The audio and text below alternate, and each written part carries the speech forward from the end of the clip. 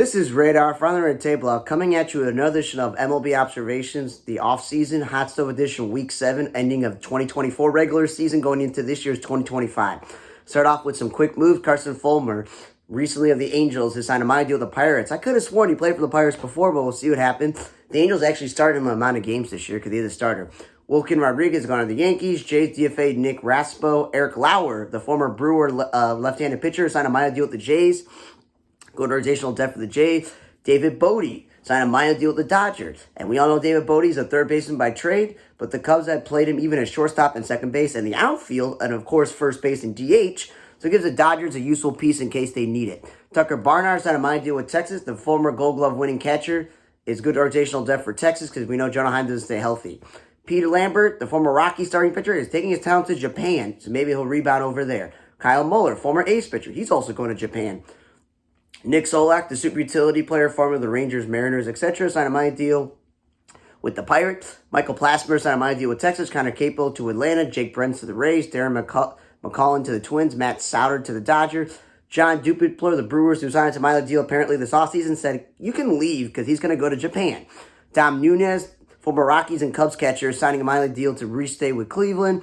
Brian Servin, the former Blue Jays catcher, signed a minor deal with the Tigers. Good international depth there. He's a good third-string catcher. The Mets gave both Jared Young, who's listed as an infielder, and Brandon Waddell, a pitcher, to Major League deals. Don't know what the Mets are doing there. Pirates said goodbye to Trey Cabbage. Toronto also signed Ali Sanchez to a minor league deal. Again, good organizational depth as a third-string catcher. Jordan Weems went to Atlanta, minor league deal. Joe Hudson to the Astros on a minor deal as good organizational depth at catcher. Idamel Vargas on a minor deal with the D-backs. You watched it. The former Angel, Brave, and Nationals utility player, who they sometimes throw in the outfield even though he's a really good shortstop, he will definitely get playing time in Arizona. He is a really useful utility player that needs to come up with clutch hits. So Arizona will definitely be using him as a Diamondback this year, because some guys on the team don't stay healthy. So you definitely see him making the team.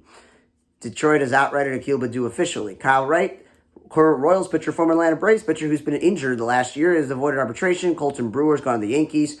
He's been on the block. Taylor Clark to Kansas City. The White Sox signed former Tiger and Dodgers infielder Andre Lipschultz.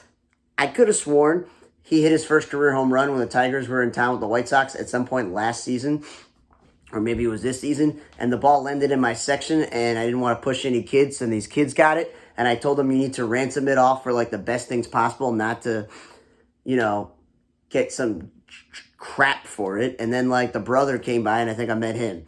So that's interesting now in the White Sox. Sox don't really have a third baseman, so we'll see what happens there. This Naoki Usawa, former Japanese pitcher, had a brief stint in the major leagues. He's back in Japan. The White Sox have traded Chucky Robinson to the Angels for cash, and the Angels have DFA'd Davis Daniel in a move. This corresponds to a move that we're going to get later to. But I will say about Chucky Robinson, when the White Sox finally mercilessly said goodbye to Martin Maldonado and let Corey Lee play almost every day, Chucky Robinson was a very good backup catcher because you want a guy who can actually play defense, and that's what he did. Angels now have too many catchers because we talked about how they had Logan O'Hoppe already, and they got d'Arnaud, who the combination between the two of them is they both can't stay healthy, and d'Arnaud's probably better suited to DH someday, even though they have a lot of DHs. And then that's why they DFA'd Matt Tice, and that's why Mike Tice went to the Cubs. So, I guess Chucky Robinson, they want to have him. Mets have signed Alex Reyes. This isn't a big deal because Alex Reyes, when the Cardinals called him up as a starting pitcher, he was supposed to be a phenom, and then they made him a closer and made the All-Star team, but he hasn't been healthy. So maybe the Mets are going to try him as a starter because they're trying to rebound all these pitchers, or maybe he'll be a reliever. We will find out. Zach Laug is going to KBO. Joey Gerber is going to the Rays. Josh Fleming's with this Mariner. And then Nick Raspio we talked about, he's now with the Mariners. Rosany Contreras gone to the Reds. Nick Vespi to the Phillies. Holby Milner signed a deal with the Brewers, former Rangers pitcher. Or maybe I have that wrong. Holby Milner. We'll check that out. Because I could have sworn I thought he went to Texas. Maybe I was wrong there. Christian Pache, the former A's and Phillies, and I think Orioles and Marlins outfielder, is signed a minor deal with the Arizona Diamondbacks. That's good rotational depth for glove first player. Brewers are signing Bruce Zimmerman to a minor league deal. Alan Trejo, the former Rocky utility player, is going to Texas. That's good rotational depth. Orioles picked up both Jordan Adams and Matt Bowman in minor league deals, rotational depth. That Davis Daniel, we talked about the Angels DFAing. Well, Atlanta picked him up for Mitch Ferret. And Nick Nelson is taking his talent to Japan. And what happened as soon as the video was over, like I recorded my video and they had that Devin Williams, Nestor Cortez trade. Literally, like less than an hour or so plus afterwards, the Cubs decided to trade Isaac Paredes, Cam Smith, and Hayden Winooski for Kyle Tucker. And if you flash back to the deadline, the Cubs traded Chris Morel and 3 prospects. People were like, really? You give up 4 guys for Paredes, who's only been an everyday player for 2 years, but he's consistent all-star two-way player. And then he didn't play great defense with the Cubs. Then Morel went on to have one of the worst amateur on-base percentages in baseball. And it doesn't know what position he's gonna play in Tampa Bay. So you're like, okay, cool. We don't know if those 3 prospects turn out, but Paredes is a proven commodity, and Morel had a bad year.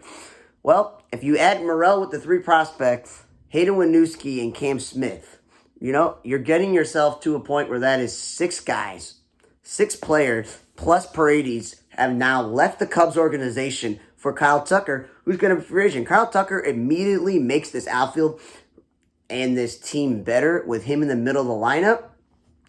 But who's in the middle of the lineup? Ian Happ, they want him to lead off when he probably should be batting third. Seiya Suzuki has not been healthy, and Bellinger hasn't been healthy, and we'll get to that in a moment.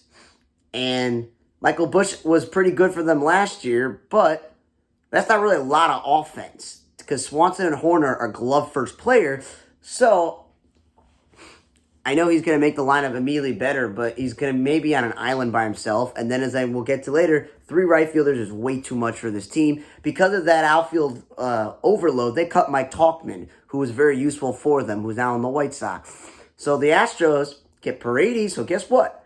They don't got to worry about giving Alex Bregman all this money because he'll play third base. They get a prospect, and they get a young pitcher in return as well. Good for them. Miguel Perez is now the bullpen coach in Pittsburgh. But as I said, Kyle Tucker may resign with the Cubs. You never know. So the Pirates bullpen coach Miguel Perez. The Red Sox traded from their infield glut with Emmanuel Valdez, a pitcher, for Joe Vokowski. Maybe they're going to be playing Trevor Story shortstop if he's healthy. So that would mean that everyone who played shortstop this year, they're all going to be battling for second base.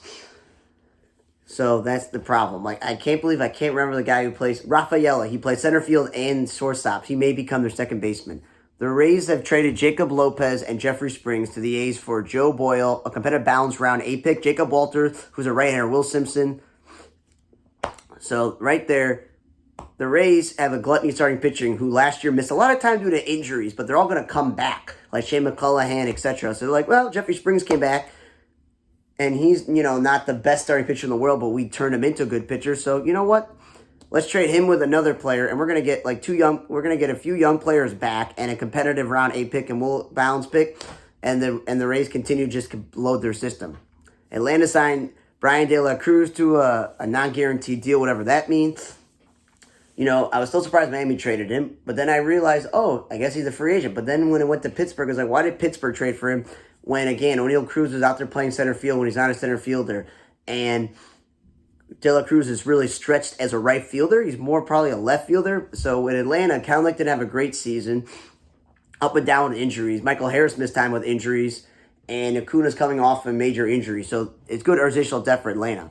Mariners have picked up Drew Pomeranz. And that reason why it's a big deal, because at one point Drew Pomeranz was a premier pitcher in the league and made a lot of money. So if he's healthy, that'll be a good deal. Masahiro Tanaka is not coming back to the United States. He's staying in Japan. There's Tomoyuki Sagano signed a $13 million with the Orioles. That's who's coming here. The White Sox officially acquired Matt Tice from the Cubs for cash, which is why Chucky Robinson was traded in the first place. And the reason why Matt Tice was traded was instead of the Cubs going to spring training with 3 catchers after they signed Carson Kelly, they just wanted to get rid of it. So dear White Sox, you traded defensive-minded catcher Chucky Robinson for a guy named Matt Tice, who if you watch any of these weekly videos or heard myself on any publication that I wrote talk about, that Matt Tice before last season being the backup catcher before this past season, so we're saying before 23 season, he had more career innings as a corner outfielder and a quarter infielder and a DH than catching. It's like the Angels saying to Taylor Ward, wow, you've been playing left field for a few years for us. We're going to put you back at catcher. So he's not a great defensive catcher. He's supposed to be a great hitter, but guess what? It hasn't translated to the big league. So Sox kind of failing there at the backup catcher spot. The White Sox also announced that instead of being called Guaranteed Rate Field, it's called Rate Field because that's the company changed the name, so the ballpark will change. And speaking of the Cubs, Cody Bellinger will officially trade to the Yankees for cash and a pitcher named Cody Petit, a reliever. The Cubs are viewing it as a salary dump because they just don't want to pay him anymore because he opted in. But I still think they should have just held on to him. Well, it's not going to kill them because their team is better with him on it than not. And you're just making the Yankees better. The goal is not to make the Yankees better. This is not the 1990s. This is not the 60s or 70s. Like, it's not the goal is to make the Yankees a better team. So that's where I don't get it. For the Cubs, we'll just get rid of him. So at least Clay Bellinger gets to play on the team that his father, Clay, played on those Derek Jeter championship teams. And it's like, and then I'm saying to myself, like, okay, Aaron Judge was moved off center field because he's not a center fielder. He's going to play right field. Well, are you going to play Bellinger in center field? The man is in his early to mid-30s. He can't stay healthy, and he's never been an outfielder by trade or the greatest outfielder in the world. He's an okay outfielder. And the Yankees don't have a first baseman as of right now. So if I were them, I would have Bellinger be the targeted everyday first baseman and then, move him around between left field, right field, and DH. Maybe center field once in a blue moon, but not every day. But that immediately, if he's healthy, makes the lineup better, and if he's especially playing first base. Julio Bourbon is now the new Brewers first base coach after Quinn Berry joined Craig Counsell in Chicago. The two of them have in common, very speedy guys who couldn't hit. White Sox have signed this Bryce Wilson, the former Brewers pitcher, for $1.05 million. He'll compete for a spot in the rotation. Don't know how that's going to help because he's also been a reliever, so he could be a reliever. Mets have given Cranning a $4.25 million deal. Find that interesting because the Angels traded him for Soler, and the Braves said, we don't want this guy. But the Mets, this move makes more sense than Montas, who's damaged goods, and Clay Holmes hasn't started in a long time. Because Griffin Canning has recently been a starting pitcher, and he's been on a terrible team like the Angels, but it's good organizational depth to eat innings. It makes sense. A's have picked up Gio Urshela after they signed Severino, the former Met, to play third base. Because, again, the A's have played, 5 or 6 guys like Nevin and Abraham Turro, and they had Duhar. They've had so many third basemen. You might as well get one guy who can play third base every day. And if the A's are terrible like they always are, flip them at the deadline. Max Kepler has signed a $10 million deal with the Phillies. Little sad I wish the White Sox paid him instead of giving Slater and Talkman money. But what I don't understand is they're going to have Max Kepler play left field, a position he's never played in when he's been above average right fielder his whole career. And Castellanos, who's been a below average outfielder who played left field more than right field. It wasn't until recently, in the last 5 or 6 years, maybe with the Phillies and maybe the Cubs a little bit, but he's a defensively challenged player.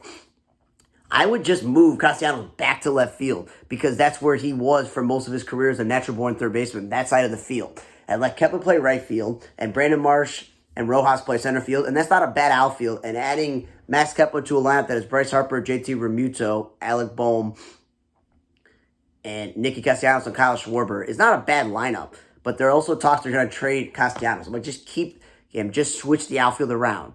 Because that's a good understanding move that he may have a good bounce-back year and may get a multi-year deal in the future. Mike Soroka, I guess it proves that if you used to be good, you can still get a major league deal instead of a minor league deal and get $9 million. The Nationals would give Mike Soroka $9 million. He was terrible as starting pitcher for the White Sox, and even more terrible as relief pitcher for the White Sox, not getting anyone out. I remember a game he came in, he couldn't get anyone out. Like walking guys, wild pitches, whatever it is. But the Nationals, you're going in the right direction. You're not going down. I don't understand the Soroka deal. He's not, and he hasn't been the healthiest. The Red Sox, have signed another former Angels pitcher named Patrick Sandoval for 2 years, $8.25 million. That's a good move because if he's healthy, he's just going to eat innings on this team that, you need some depth there. And then the latest move that just happened before I recorded this video was Christian Walker signed a $60 million 3-year deal with the Astros. Even though he's getting up there in his age, he was a late bloomer. He didn't get to the major leagues in his early 20s. He didn't get the starting job until Paul Goldschmidt is no longer on the team when he got traded to the Cardinals. But ever since, he's been an all-star caliber player. Even if he hasn't made an all-star team, I think he made one maybe. He's been the premier defensive player of the league, and he's gotten 100 RBI seasons, 20 home runs. So he's what you call consistency as an everyday first baseman, as a two-way player. That is what you want out of a pitcher. So yes, I had it wrong. Hobie Milner is the former Brewers pitcher who was signed with Texas. So yes, that was that. So I think that's a good move for the Arizona Diamondbacks. The Astros. You get Perez at third base, and you get Christian Walker at first base, and you still have Altuve and Jeremy Pena and Yainer Diaz and Yordan Alvarez on your team. Now with Kyle Tucker gone, that kind of leaves a hole in right field, so maybe they can sign someone in free agency, but overall, they get a two-way player, and that Jose Abreu deal was a disaster, so at least for them, they made a good move there. Diamondbacks officially announced their full coaching staff. Travis Danker and Owen Drew are assistant hitting coach and assistant pitching coach, respectively. Rick Short is moving to minor league field coordinator. They said they let go of Darren Carlson out of the season. And obviously, Torey Lovullo is entering his ninth season, and he'll have new pitching coach Brian Kaplan, we talked about, bullpen coach Wellington Cepeda, and third base Sean Larkin. We're recent weeks talked about that. Jeff Bannister still the bench coach. Joe Mather still the hitting coach. Assistant hitting coach is Damon Easley, and first base coach has been Dave McKay.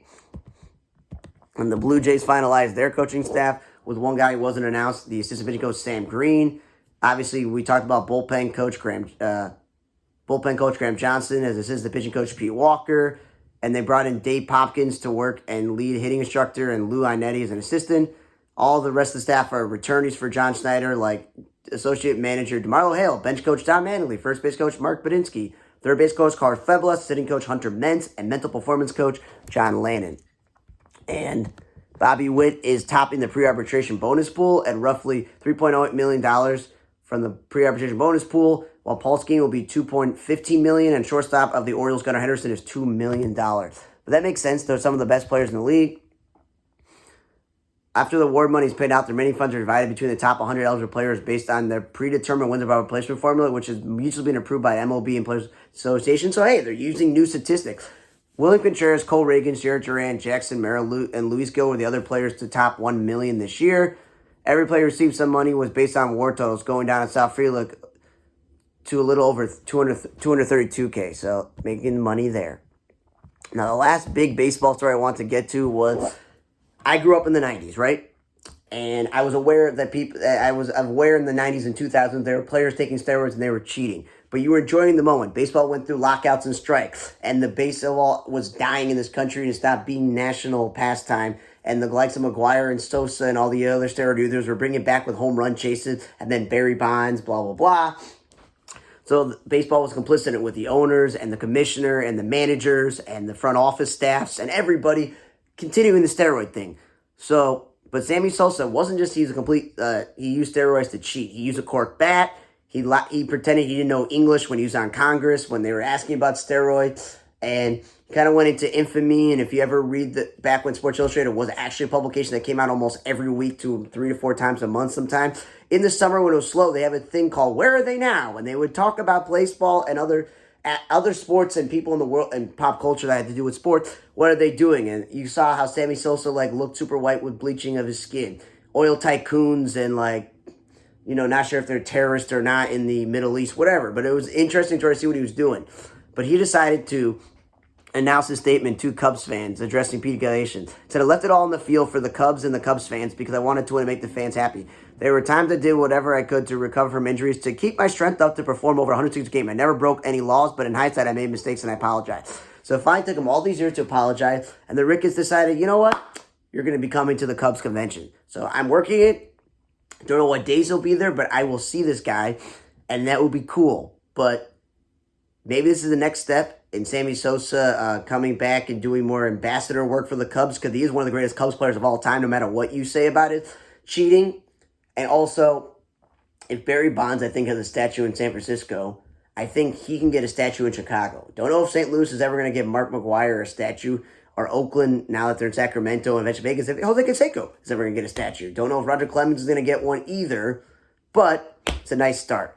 So thanks again to listening to another edition of MLB Observations Hot Stove Offseason Edition, Week 7 for the end of the 2024 season, going into next year's 2025 season. For On the Radar, I'm Radar. See you guys next time.